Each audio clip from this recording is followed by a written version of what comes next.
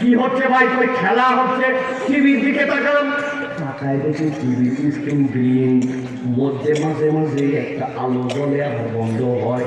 ভালো করে খেয়াল করলাম, কিরে ভাই প্লেয়ার আবার কেমনে লাইট জ্বলায় বন্ধ করে। অনেকক্ষণ পরে দেখি ক্যামেরা ক্লোজ করে ফ্রেম ধরছে, বাংলাদেশের সাথে ওয়েস্ট ইন্ডিজের খেলা। এক প্লেয়ার যখন সুইংগাম সবাই দাঁড়াতেন ফোন করলে আলো জ্বলে, বাকি সময় অন্ধকার। আছে না ভাই? আমি আপনাদের জন্য হাসানোর জন্য বলছি না, দিলের মধ্যে ধাক্কা দেওয়ার জন্য বলছি। দুনিয়া অনেক লম্বা আছে, অনেক বাটু আছে, অনেক কালো আছে, অনেক ফর্সা আছে, আরব আছে, আজম আছে, বাংলাদেশ আছে, আফ্রিকা আছে। আল্লাহ বলছেন আল্লাহর কাছে এগুলোর একটাই সন্তান নাম, আমি আল্লাহ তোমার জন্য যে কোরআন দিলাম।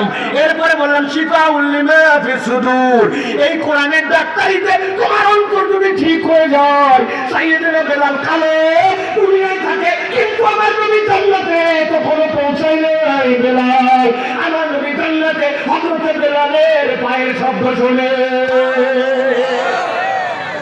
আরে তাকবীর, আল কোরআনের আলো।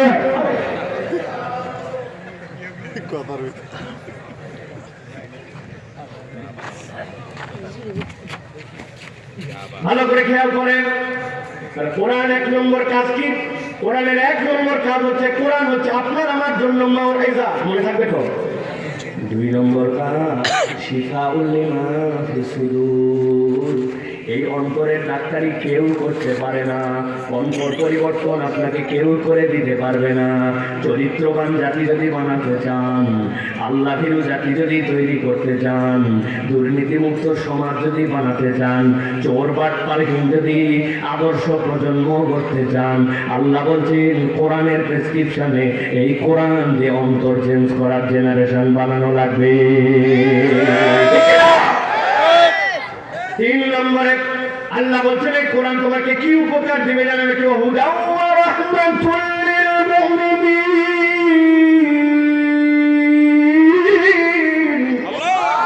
আল্লাহ বলছেন এই কোরআনের তিন নম্বর কাজ হচ্ছে, কোরআন হচ্ছে তোমাদের জন্য হুদা। আমি বলবো একসাথে সবাই বলেন, কোরআন আমাদের জন্য কি? সবাই বলেন এই পিছন থেকে, কোরআন আমাদের জন্য কি? মুখস্থ করেন। হুদা মানে হচ্ছে গাইডেন্স, হুদা মানে হচ্ছে পথ প্রদর্শন, হুদা মানে হচ্ছে আপনার আমার জন্য আল্লাহ দেওয়ার তরিকা। কিন্তু আমি আপনাদের মাথার মধ্যে ঢুকাই দেওয়ার জন্য বলতে চাই, এই হুদার আরেকটা মানে আছে, হুদার জন্য বলি, হুদা মানে হচ্ছে আলো। নূর মানে আলো বুঝছিলাম, কিন্তু হুদা কেমনে আলো? ভালো করে বোঝেন, হুদা কেমন করে আলো? আমি মাঝে মাঝে বোঝানোর জন্য উদাহরণ দেই। এখানে যারা মুরব্বী আছেন, মুরব্বী খুবই কম, সবই আমি। কিন্তু আপনাদের এলাকায় যখন প্রথম বিদ্যুতের লাইন বাড়িতে আসছিল, বিদ্যুতের লাইন আসার পরে এখনকার মতো মেন সুইচ ছিল না। প্রথমের দিকে ছিল চীনামাটির এত বড় বড় কাটআউট। আপনারা কি বলতেন? Cutout, cutout. ওইটা বাড়ির সবচেয়ে সিকিউর জায়গায় রাখতো, হাতে ধরা যায় না এরকম জায়গায় কাটআউটের মধ্যে রাখতো।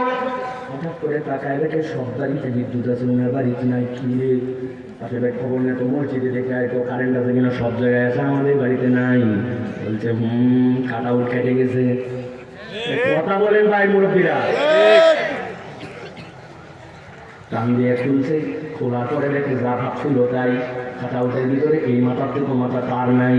সাথে সাথে ড্রয়ারের মধ্যে থেকে তার বের করছে, দাঁত দেখাই না, সুন্দর করে কাইতে এই মাথা থেকে মাথা লাগাইছে, ব্যাটারে রাখ দিয়েছে আপনার যায়। আমি বিছনার উপর একটা টুল দিয়েছি, আর এখন কাটআউট লাগাবো, তুই কিন্তু একটু আর দিলাম, সুন্দর করে ধরে রাখবি, নড়াচড়া যেন করিস না, কেন কাটআউট লাগাতে যায় যদি লোক ভিতরে যায়, খবর আছে না? আব্বা কিন্তু চলে যাবে। তাড়াতাড়ি করে ঘর এইটা, ওই বাচ্চা দেই না 10 লাইট বসে বাপ গেছে কাটআউট লাগানোর জন্য। আল্লাহ কি কাজ? মশার একটা ধর্ম আছে, সেটা হচ্ছে আলো যখন রাত্রে পায়, কোনো দিকে নাই, আলোর দিকে মশা আসে।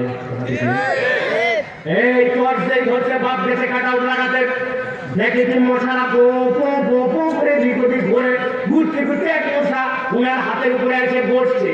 এই ছেলে চিন্তা করছে এতদিন ধরে দেখতে পাই না, ডাইরেক্ট এখন চোখের সামনে রক্ত খাবি।